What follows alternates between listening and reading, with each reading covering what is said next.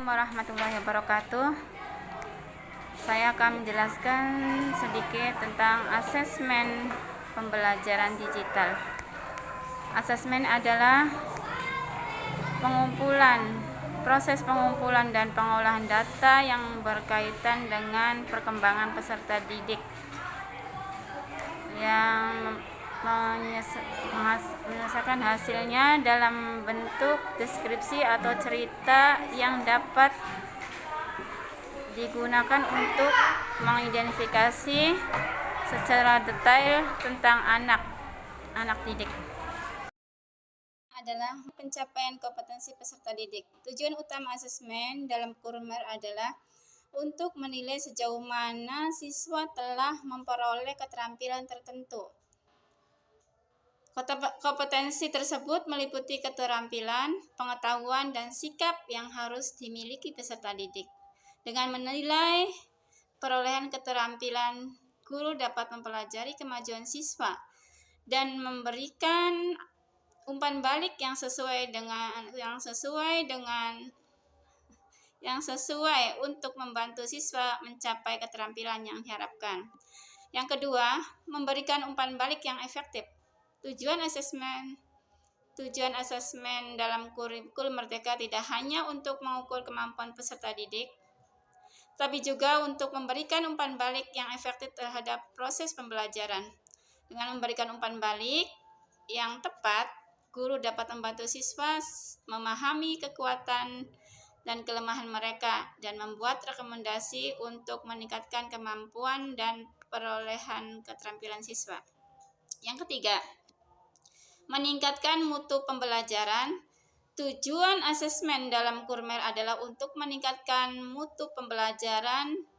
Dengan melakukan penilaian formatif, guru dapat mengetahui kelebihan dan kekurangan siswa serta menyesuaikan pembelajaran agar lebih efektif. Yang keempat, mendorong perkembangan peserta didik. Tujuan kurikulum Merdeka adalah untuk mendorong perkembangan pribadi siswa. Dengan memberikan umpan balik yang efektif, siswa dapat memahami kelebihan dan kekurangan serta mengembangkan kemampuannya. Dengan demikian, evaluasi dapat membantu siswa mencapai karir dan tujuan hidup yang diinginkan. Tujuan asesmen meningkatkan kualitas pembelajaran dan pengajaran. Asesmen pembelajaran digital. Perkembangan asesmen pembelajaran hingga kini telah menyentuh ranah teknologi. Asesmen pembelajaran tidak lagi dilakukan secara manual. Dikutip oleh Ramadhani, pengelolaan asesmen digital dengan Quizzes. Quizzes sebagai asesmen pembelajaran. Quizzes adalah salah satu platform online yang dapat digunakan sebagai media pembelajaran ataupun asesmen pembelajaran. Platform lainnya yang bisa kita gunakan untuk media pembelajaran dan asesmen diantaranya adalah Kahoot, Wordwall, dan lain-lain.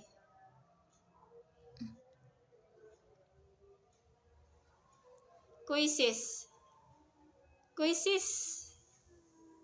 Yang pertama, dapat memberikan data dan statistik hasil kinerja siswa secara langsung. Yang kedua, quizzes dapat dikerjakan saat pembelajaran berlangsung atau bersama-sama.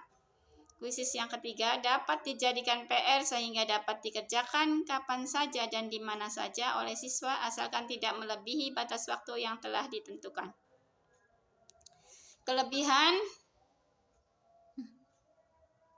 Kelebihan dari quizzes. Yang pertama, memiliki fitur untuk presentasi pembelajaran dan asesmen. Kedua, memiliki banyak template siap pakai. Yang ketiga, memiliki analisis hasil asesmen siswa. Yang keempat, dapat digunakan oleh pendidik dari tingkat PAUD hingga perguruan tinggi. Yang kelima, pengaturan waktu pada quizzes yang fleksibel. Keenam, memiliki banyak template siap pakai.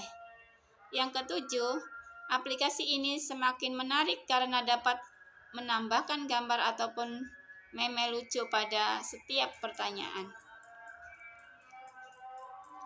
Cara membuat kuisis. Masuk ke Google Paplo.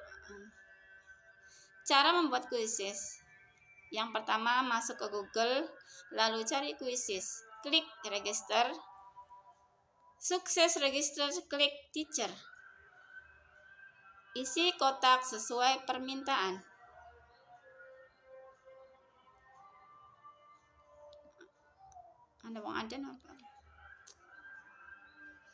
Membuat kuisis di kuisis.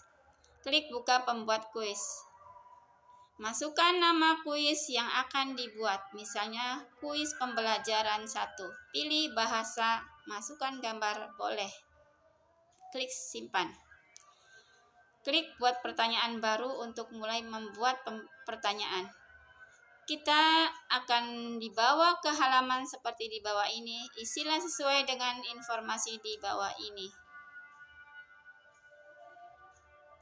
Silakan membuat pertanyaan sebanyak yang Anda inginkan. Jika sudah, silakan klik selesaikan kuis lalu isi nilai dan pilih relevansi mata pelajaran. Kelas untuk siswa kelas berapa? Pilih subjek relevansi. Silakan pilih kuis tentang apa. Membuat kuis di kuisis. 1. Membuat pertanyaan untuk opsi pertama, untuk opsi kedua, untuk opsi ketiga, dan untuk opsi keempat. Untuk menghapus pilihan, cukup tekan ikon tempat sampah. Untuk jawaban yang benar, silahkan klik tanda centang di sebelah kiri sampai berubah menjadi hijau. Untuk menambahkan opsi jawaban, untuk mengatur waktu jawab, pilih 5, 10, 15, 20, dan seterusnya. Waktu dalam detik. Tak, tak, tak, tak. Jika semuanya sudah selesai, klik simpan. Cara memberikan pertanyaan kuisis kepada siswa. Langkah pertama, klik permainan langsung. Langkah kedua, silakan lakukan pengaturan seperti di bawah ini. Langkah ketiga, telah selesai, tekan silakan lanjutkan, maka ketik join kuisis.com di browser HP. Jika berwarna hijau, pertanyaannya akan acak. Jika berwarna hijau, jawabannya akan diacak. Buat hitam. Buat hitam, buat hijau. Cara mengikuti kuis online di kuisis.com. Yang pertama, enter join kuisis.com lalu klik ikon gabung. Langkah kedua, minta siswa masukkan kode permainan lalu masukkan nama mereka. Siswa yang telah bergabung akan terlihat di layar laptop guru.